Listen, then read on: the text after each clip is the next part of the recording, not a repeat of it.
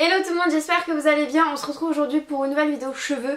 Ça fait quelques semaines que je vous la promets, mais en fait, vu que j'ai une couleur un petit peu éphémère, je voulais attendre de voir ce que ça donne et d'avoir un minimum de recul pour pouvoir mieux vous en parler. Je vais essayer de faire en sorte que cette vidéo elle dure pas trop longtemps, mais grosso modo le programme c'est juste on va parler de comment j'ai fait cette couleur, qu'est-ce que j'ai demandé à ma coiffeuse, etc. Enfin je vous montre mais en fait il n'y a plus rien donc je sais pas pourquoi je vous... Enfin je vous mettrai des photos, voilà on va faire comme ça. Et deuxième chose, comment je l'ai entretenu.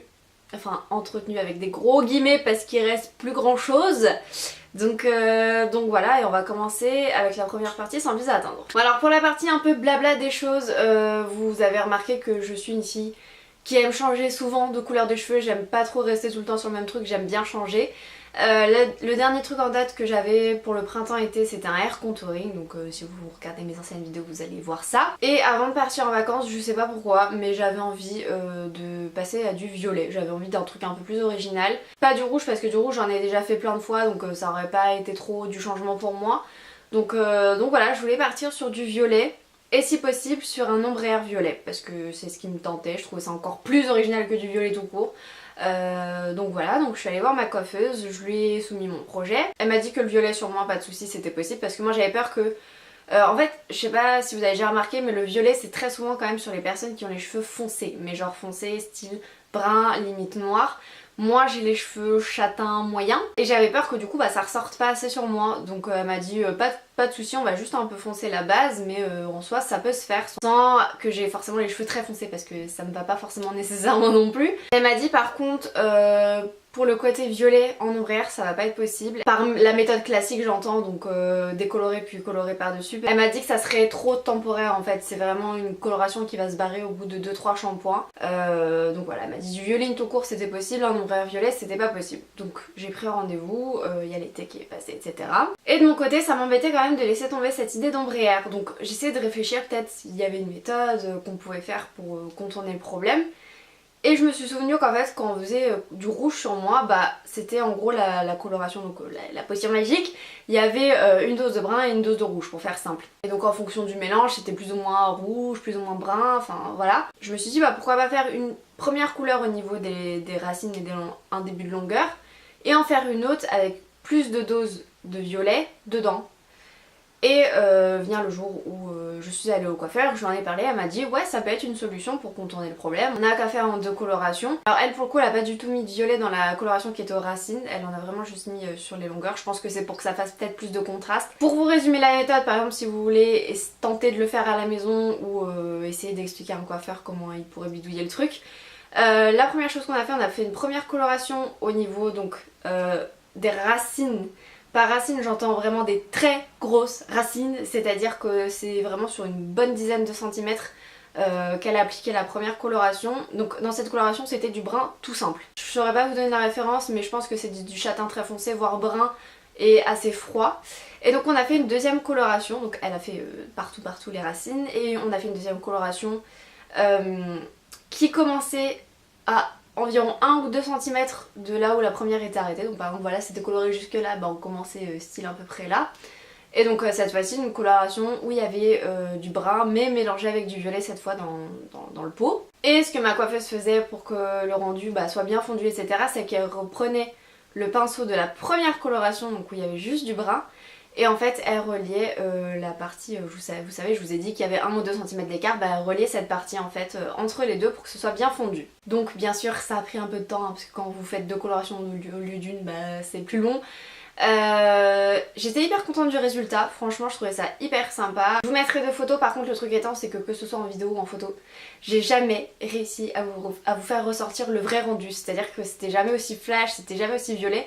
D'ailleurs je comprends pas pourquoi à chaque fois je prenais des photos, les cheveux n'étaient pas violets mais étaient rouges en photo alors qu'ils étaient vraiment violets, ça j'ai pas compris. Enfin bref, donc je vous mets des photos.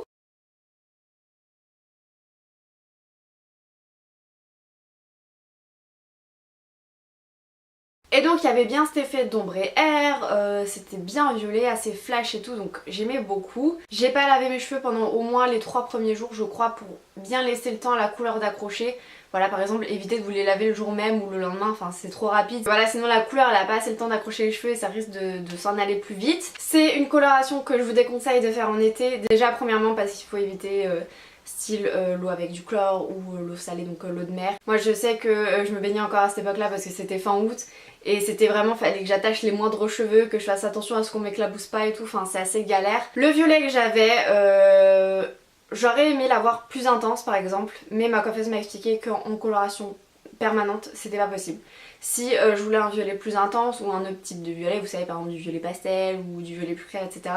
Ça serait forcément des colorations temporaires, et qui dit coloration temporaire dit des colorations qui se barrent au bout de 2-3 shampoings.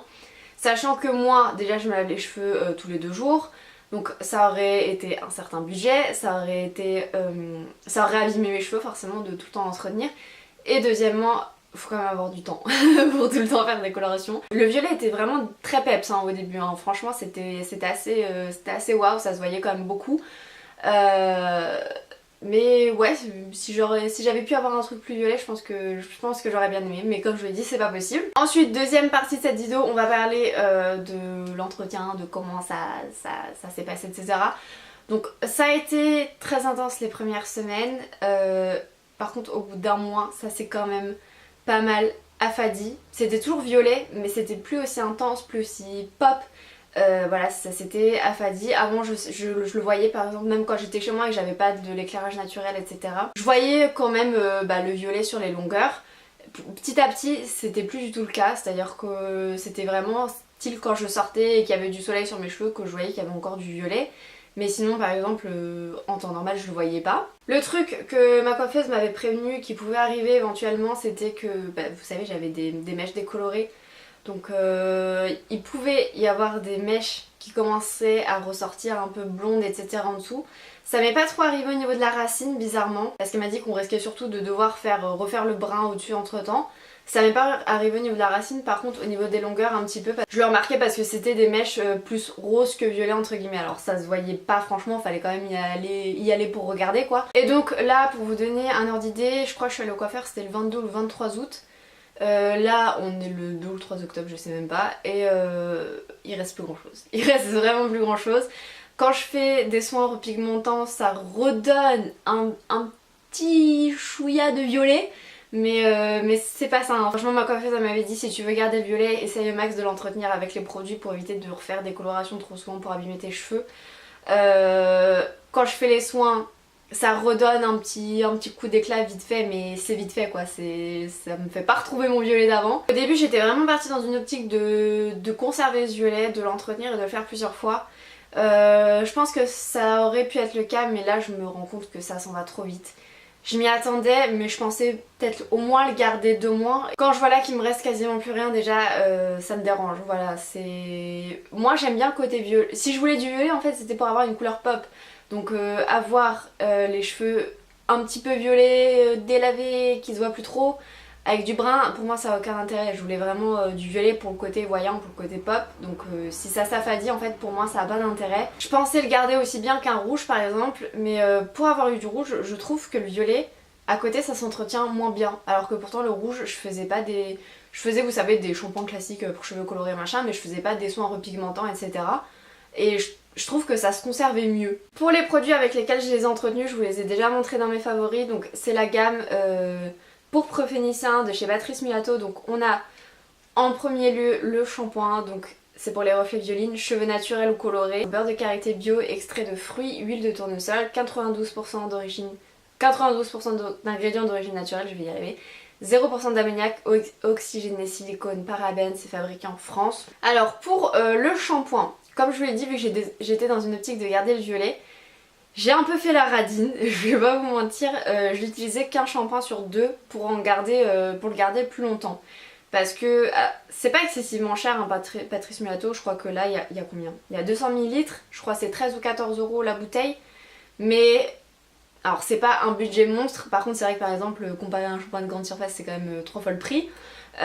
Et du coup j'ai voulu le garder, donc je faisais qu'un shampoing sur 2.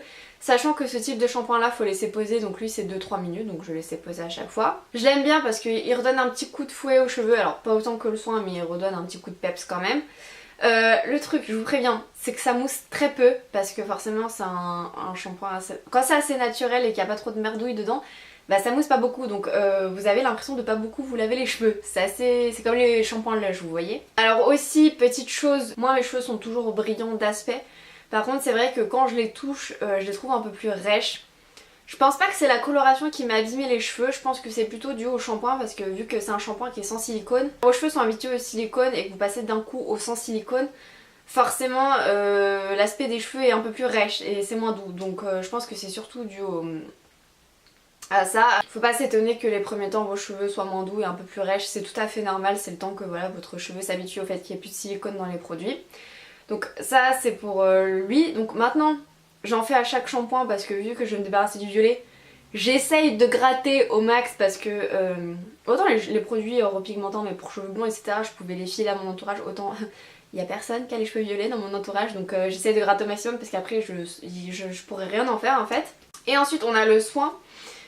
Ah oui d'ailleurs j'ai pas dit, j'aime bien le côté ça s'ouvre comme ça là, je sais pas comment vous expliquer, j'aime bien les ouvertures des trucs mulatto, là c'est par pompe, je trouve ça très bien aussi. Donc cette fois-ci c'est le soin crème, donc c'est pareil. Il y a plus d'ingrédients d'origine naturelle, là c'est 92, là c'est 96%. Donc là vu que c'est la même gamme, il y a à peu près les mêmes choses dedans. C'est la différence à la manière dont vous allez l'utiliser. Pour celles qui n'ont jamais fait des soins repigmentants, en fait les soins repigmentants c'est un peu chiant à faire. En gros faut aller se laver les cheveux, faut bien les essorer. Et j'insiste bien sur le terme d'essorer.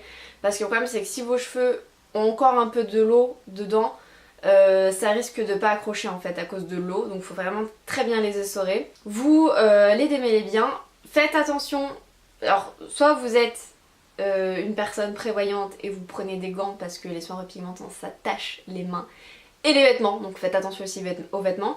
Soit vous êtes comment, vous êtes une flemmarde, vous le faites à la main. Par contre rincez-vous les doigts très vite. Dès que vous avez fini en fait rincez-vous vraiment bien les mains parce que ça tâche les mains. Alors, je me suis déjà retrouvée avec les mains bleues violettes, donc voilà. Et grosso modo bah en fait vous faites un peu, vous savez, des étages dans vos cheveux, vous attachez avec une pince. Vous mettez du produit dans votre main, vous appliquez, vous faites plusieurs étages, vous faites encore en haut, etc. etc. Moi je vous avoue qu'en termes de dosage de produit j'y allais quand même pump it up, hein. J'étais pas radine pour le coup là. Par contre moi j'ai un doute à émettre sur la fréquence du soin parce que moi j'ai écouté ce qui avait marqué sur la bouteille, c'est-à-dire d'en faire un tous les 15 jours. Et je me suis rendu compte franchement que c'était pas assez.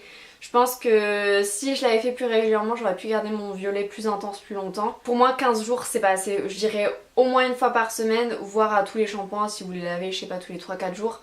Mais ouais, à mon avis il faut le faire beaucoup plus souvent. Et donc au niveau du temps de pause c'est 15 à 20 minutes selon l'intensité.